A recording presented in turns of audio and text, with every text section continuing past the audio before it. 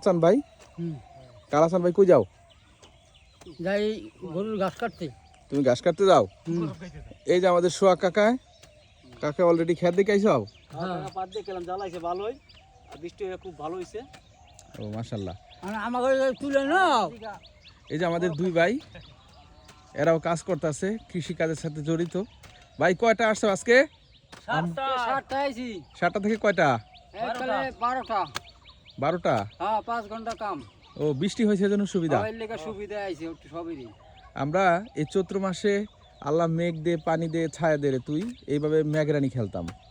কিন্তু এখন মেঘরানি খেলার আগেই বৃষ্টি চলে আসছে, আর যার কারণে কৃষক ভাইরা খুব ব্যস্ত সময় পার করছে। সবাই মিলে ক্ষেত কোবাচ্ছে, সবাই ক্ষেত দেখতে যাচ্ছে, এবং দাদা যাচ্ছে গরুর জন্য ঘাস কাটতে। ঘাস কাটতে যাও দাদা? হ্যাঁ।